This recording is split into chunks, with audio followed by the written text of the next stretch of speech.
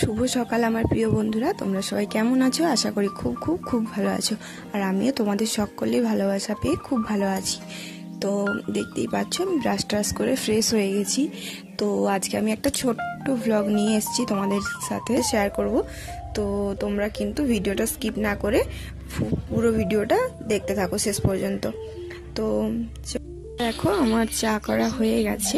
তো এরপর আমি এটা দাদু আর ঠাম্মাকে চাটা দিয়ে এসেছি। চলো, দেখতে পাচ্ছ আমরা কিন্তু লিকার চা করেছি। তো দাদু ঠাম্মাকে চা দিয়ে চলে এসেছি আর বাবাকেও দিয়ে দিয়েছি। আর এরপর আমি চা নিয়ে নিয়েছি দেখো। আর তালু রুটি হয়েছিল কালকে সন্ধ্যাবেলা, তো সেই জন্য। আর তালু রুটি দাদু ঠাম্মা নিয়ে নিয়েছিল, আগে খাচ্ছিল। তো তারপরে আমি চাটা দিয়ে এসেছি। তো তারপর আমি এসে একটা তালু রুটি আর চা নিয়ে নিয়েছি। তো চলো তালু রুটি আর চা খেয়ে নিই, তো তারপর তোমাদের সাথে দেখা হচ্ছে।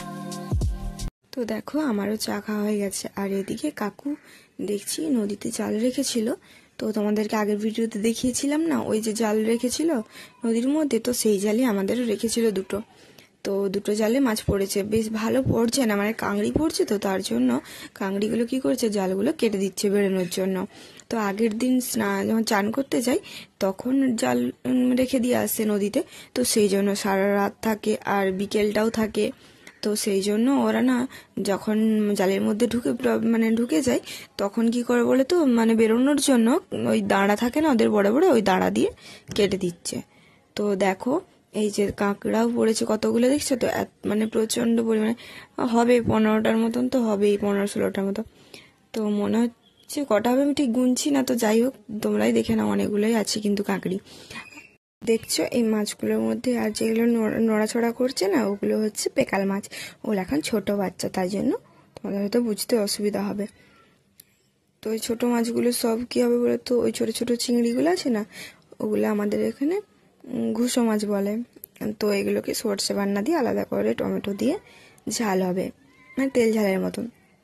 আর ওই বাকি মাছগুলো ভেজে আলাদা করে ওগুলো পেঁয়াজ দিয়ে ভর্তা করার মতন হবে। কেননা আমরা ওই আমি দাদা বাবা করে আমরা এগুলো খাই না, মানে এই ছোট চিংড়িগুলো আর কি, মানে কেমন লাগে, তার থেকে আমাদের মনে হয় একটু চটকে দিলে বেশ ভালো লাগে। তো আমরা সেই জন্য পেঁয়াজ দিয়ে খাবো চটকে।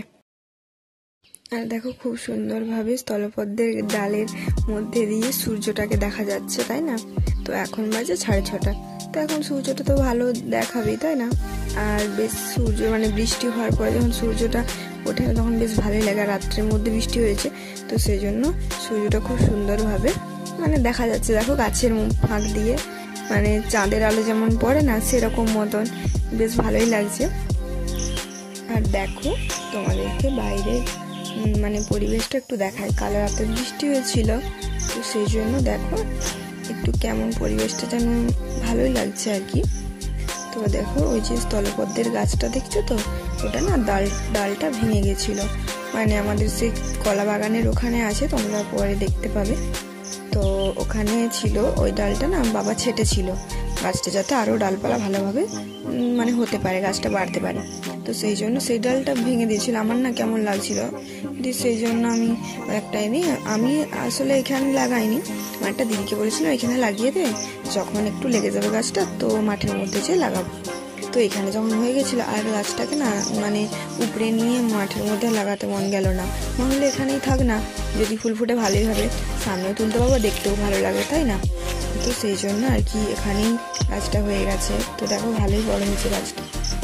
দেখো স্থলপদ্মের গাছের কাছে কিন্তু একটা শশা গাছও হয়েছে, মানে ঠাম্মা লাগিয়েছিল বীজ আর কি, মানে এখানে হয় না কি বলছে ঘরের সামনে একটা থাকবে, তাই না? তো সেই জন্য ঠাম্মা এখানে একটা মানে দুটো বীজ লাগিয়ে দিয়েছিল, তো একটা গাছ হয়েছে আর কি। তো শশাও ধরেছে দুটো, চলো তোমাদেরকে সেটা দেখায়। আর শশাটা না বড় হয়েছে, পোকাও হয়ে গেছে, একটু তো তুলে নেবো, ওই জন্য বললাম তোমাদেরকে দেখিয়ে দিই। দেখো আমি শশাটা তুলে নিয়েছি। শশাটা কিন্তু ভালোই মানে বড় হয়েছে, কিন্তু মানে শশার বার তোমরা জানোই, আজকে ছোট দেখছো কালকে অনেক বড় হয়ে গেছে। দেখো পোকাও লেগে গেছে, মানে ভাবলাম যে একটু বড় হোক তারপরে তুলবো, তো দেখি পোকা হয়ে গেছে, বুঝতে পারিনি, পাতার আড়ালে ছিল তো পোকা হয়ে গেছে বলে বুঝতে পারিনি। তো যাই হোক শশাটা কিন্তু খুবই সুন্দর দেখছো, আমি তুলে নিয়েছি। আর বৃষ্টি হয়েছিল সেই জন্য দেখছো তো ধোয়া হয়ে গেছে বৃষ্টির জলে, সেই জন্য বেশ চকচক করছে। সকালবেলা তো দেখতে ভালোই লাগছে আর তুলতেও ভালো লাগলো আমাকে। চলো আমি শশাটা রেখে দিই। তো মাঠের মধ্যে আরও শশা হয়েছে, সেগুলো তুলতে যাব। তো তার আগে আমি আলু ভেজে নিই, মুড়ি খেতে হবে সবাইকে, তো সেই জন্য আলু ভাজা করবো আজকে। আর দেখো আমি এখানে কড়াইতে তেল নিয়ে নিয়েছি আর লঙ্কা ফোড়নে দিয়ে দিচ্ছি। আর গোটা জিরে দিতাম জানো তো, জিরে না একবারে বাড়ন্ত হয়ে গেছে। তো যাই হোক, লঙ্কা দিয়েই ভেজে নেব। আর আলুগুলো আমি ছেঁকে এর মধ্যে দিয়ে দিচ্ছি। তো আলু ভাজাটা একটু নেড়ে নিই, তারপরে আমি হলুদ গুঁড়ো আর নুন দিয়ে দেবো। একটু নাড়াচাড়া করে তারপরে হলুদ গুঁড়ো আর নুন দিয়ে দেবো। তো দেখো আমি হলুদ গুঁড়ো আর নুন দিয়ে দিয়েছি। তো তারপরে একটু নাড়াচাড়া করে তারপর একটু জল দিয়ে সিদ্ধ হতে দিয়ে দিই। তো আমাদের না মানে জল দিই, কারণ একটু মানে আলু ভাজাটা বেশ খুন্তির মধ্যে একটু ঘাঁটা হয়ে যাবে, তো আমাদের না সেটাই ভালো লাগে, বিশেষ করে আমারও। তো সেই জন্য আমি আমার মনের মতো করে করছি আর কি। তো যাই হোক চলো, এরপর ঢাকা দিয়ে দিয়েছি। তো এরপর ততক্ষণে আমি মানে চা খাওয়ার যে কাপগুলো আছে, চা করার জায়গাটা আরে সব এগুলো ধুবো, গোছ করে রেখে দিচ্ছি। এই যে হটপটটা আরে সব গুছিয়ে রেখে দিচ্ছি, ওগুলো ধুবো পরে। আর আলু ভাজিটা হয়ে যাক তারপরে।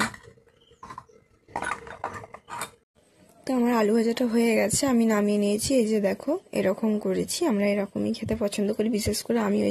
এই যে দেখো আমি এই মাঠের রাস্তা ধরে আমাদের মাঠে যাব আর কি।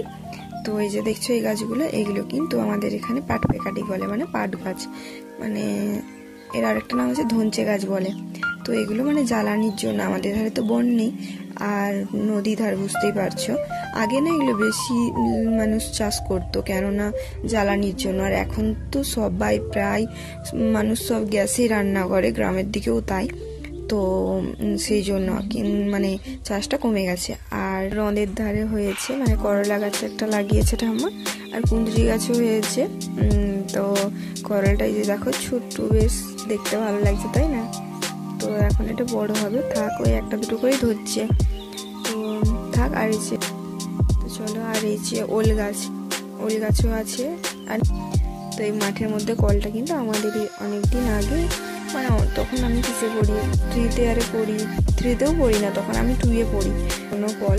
কিন্তু এখনো জানো তো এই কলের জলটা কিন্তু খাওয়া চলে। দেখতেই পাচ্ছ এখানে একটা চাপটগরের গাছ আছে, মানে এটা কি নাম জানি না, আমরা বলি চাপটগর।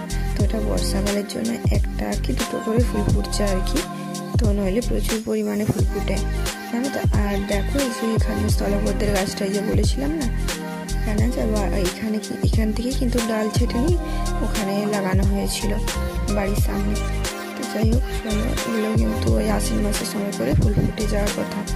তো দেখি কতদিনে করি আসে, তো তখন কিন্তু তোমাদেরকে অবশ্যই ফুলগুলো দেখাবো। দেখছো এখানে হলুদ গাছও আছে, মানে হলুদ মানে প্রত্যেক বছরই লাগাই। আর যা হলুদ বেরোয় তাতে কলে কুটিয়ে নিই, কিন্তু আমাদের বেশ ভালোই সারা বছরটাই হয়ে যায়।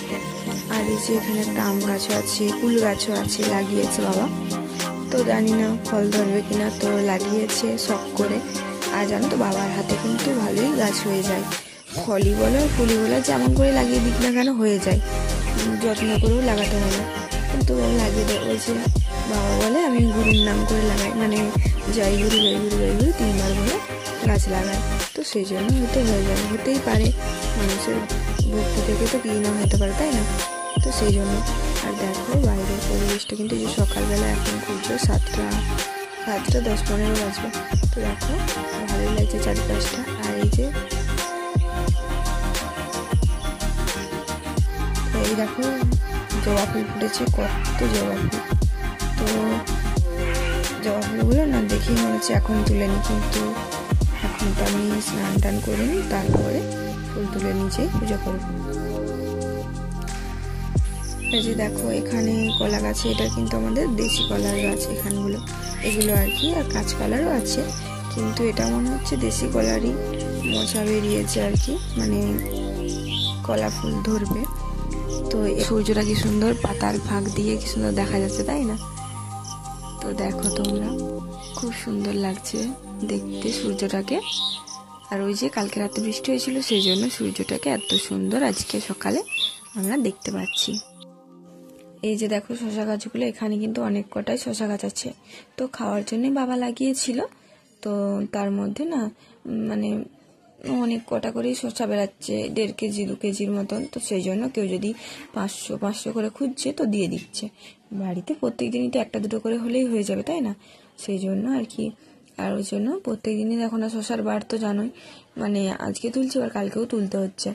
তো বেশ ভালোই ফুলও ধরেছে, আর এই যে কত শসা, এগুলোই কালকে গিয়ে দেখছি মানে বড় হয়ে যাচ্ছে। তো ওই জন্য আমি আর ঠাকুমা মিলে তুলতে চলে এসেছি, আর প্রতিদিনই তুলতে আসছি। তো আজকে ভাবলাম তোমাদের সাথে একটু শেয়ার করি। তো চলো, এই যে ব্যাগের মধ্যে আছে দেখতেই পারছো, তো অনেক কটাই আছে, তোমাদেরকে বাড়িতে যেয়ে দেখাবো। চলো।